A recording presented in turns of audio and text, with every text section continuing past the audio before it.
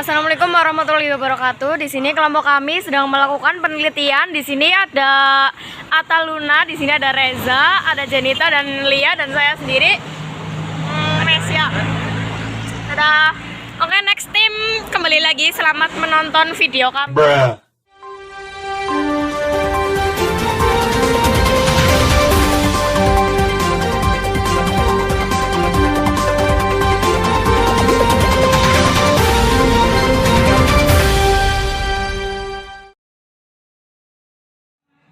Tarik ke yang namanya ada makom, itu makom pendilusi.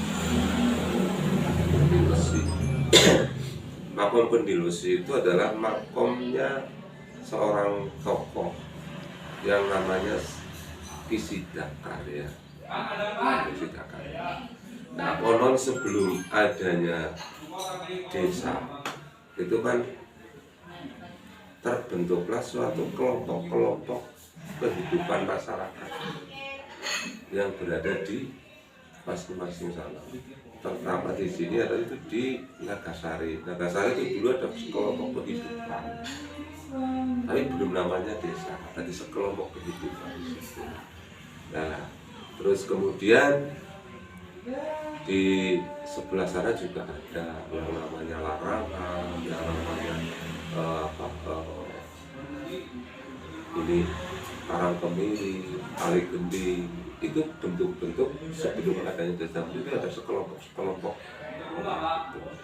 Nah, pada seketika waktu itu ada seorang yang dari kerajaan yang namanya Adipati.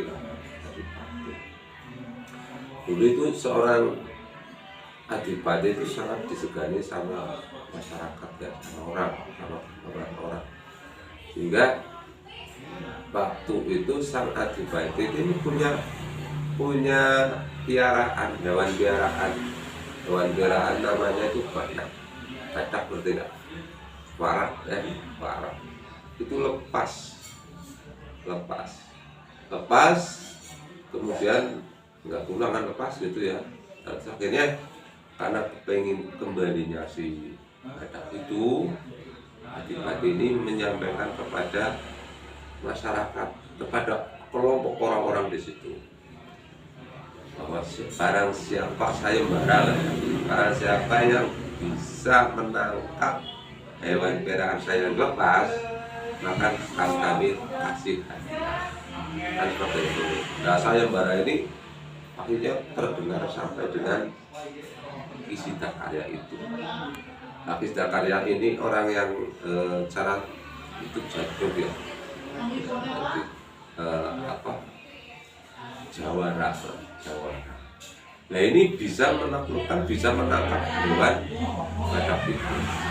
Nah, hewan badak ini kemudian telah ditangkap, dibawalah ke rumahnya Jen Adipati. Setelah secara sehat dibawa ke sana, lalu diterimalah oleh Adipati itu. Cuma yang namanya Kisidakarya dengan Adipati ini kan jauh sekali sosialnya. Dia masyarakat jelata, Adipati adalah seorang kerajaan, ya, dari kerajaan. Itu seperti itu. Nah, disinilah terjadi miskomunikasi antara si Adipati dengan Kisidakarya. Di saat di situ hewan badak sudah dikencang. Nah, Adipati ini masuk ke dalam, tapi si Kisida masih di situ.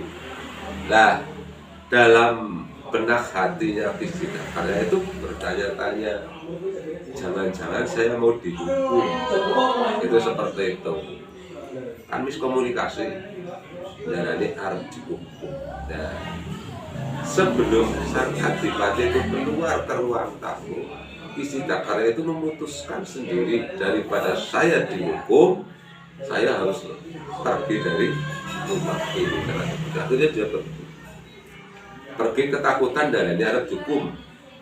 Setelah itu dia pulang ke rumah keluarga. Nah, dia sampaikannya ke keluarga bahwa saya itu akan dihukum oleh Adipati dikarenakan saya menangkap badak. Nah untuk itu saya pesan dari ini hari ini juga saya tak mau keluar dari keluarga sini. Saya mau apa ngumpet, tapi ngumpetnya zaman dulu itu bertapa. Nah, bertapanya Kisida ini itu bertapa pendem. Tahu kata bertapa pendem kan? Dia itu membuat ruangan, membuat galian, tanah digoli. Nah, akhirnya Kisida itu masuk ke dalam itu bersama keluarga. Nah, pesan sama Pak keluarga. Ini nanti kalau sampai saya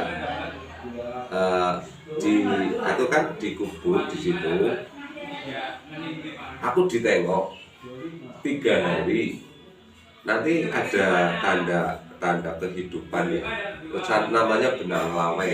Benang lawe itu benang yang sebagai tanda diikatkan di kaki ya, di jempol kaki itu diluncurkan ke atas permukaan tanah, karena dia dikubur sih kayak gitu. Jadi pesannya seperti itu, setiap hari ganjil saya ditengok. Akhirnya kubur dan hari ke situ ditariklah benang. Nah, kalau ditarik benang lawenya ini masih ada balasan, oh berarti masih hidup. Sampai nah pesannya dari Kisida itu 40 hari. Kalau 41 hari saya ditarik kok tidak membalas, berarti saya sudah pulang. Bahasa Indonesia itu saya sudah pulang, tapi bahasanya itu saya sudah mulih. Nah, terus begitu. Mulih dalam arti mulih ke yang puasa. Nah, setelah meninggal kan boleh ya, bahasa-bahasa itu orang-orang yang kiai, seda ya, atau mulih ya, terus bajingan modal kan gitu ya. Orang menang meninggal ini kan orang-orang yang kelas-kelasnya kan itu seperti itu. Nah, ternyata singkat cerita itu 41 harinya ditengok keluarga itu semua, karena berniat nanti akan digali, mau ada balasan. Ternyata di 41 hari itu ditarik benangnya, itu sudah tidak ada gerakan, tidak ada balasan, sehingga keluarga ini seraya mengucapkan si Kisida mulih. Kisida mulih, Kisida karya itu mulih maring Sang Murding dumadi, mulih maring Gusti Allah, kan seperti itu. Nah, setelah itu bukan langsung namanya Desa Sidamulih itu bukan ya, akhirnya si makom itu, kuburan itu menjadi terkenal. Ini karena terkenal di sini. Nah, tidak, ini kan beritanya ini disampaikan bahwa Kisida mulih, Kisida sedala mati, orang mati tapi orang mulih, Kisida mulih. Akhirnya banyak sekelompok orang yang pada datang ke situ untuk ziarah. Kalau ditanya mau kemana Pak, mau ziarah kemana, ke Sidamulih. Itu sebenarnya ke rumahnya Pak Sidakarya, tapi karena terkenal dengan kata-kata yang pertama Sidamulih gitu kan, akhirnya terkenal lah di sini menjadi Desa Sidamulih. Ini asal usul lahirnya Desa Sidamulih.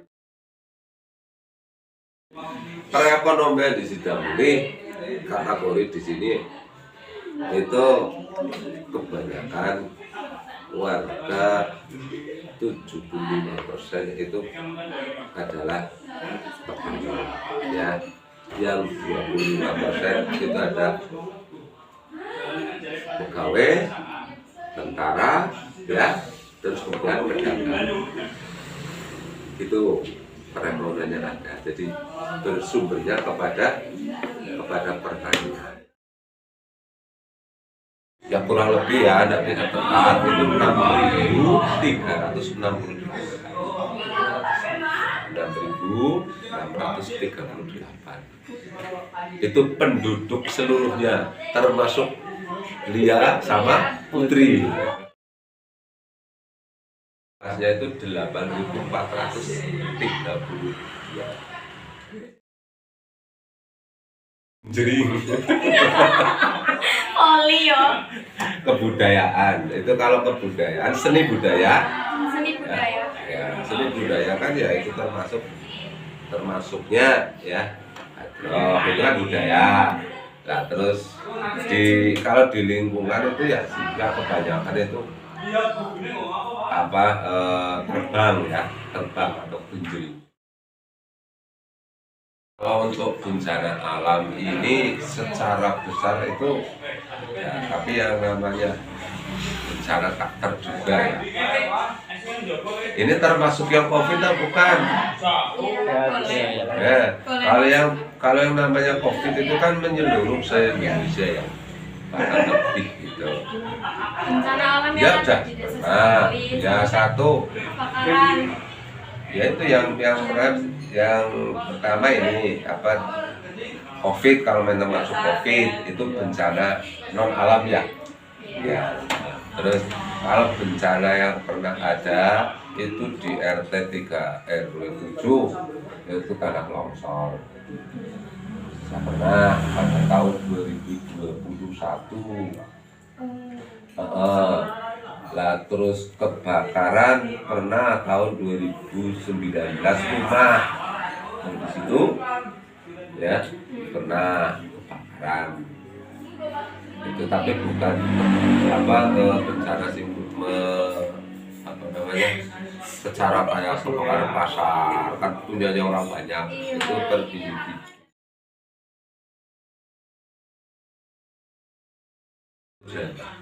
Hujan terus kemudian karena tebing terus rumahnya itu di bawahnya itu dibuat rumah batur ya, batur apa namanya itu?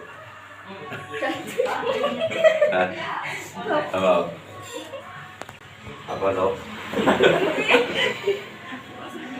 Jadi, karena digali ya, ya kemudian belum ditalut,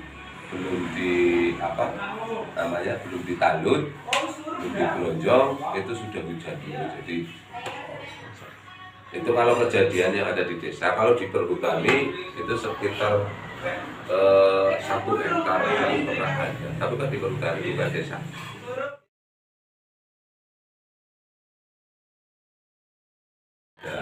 Korbannya ya desa sehingga akhirnya mereka pernah gitu. Bukan korban, itu sudah ditangani ya, sudah digelonjong. Kalau mau lihatnya yuk.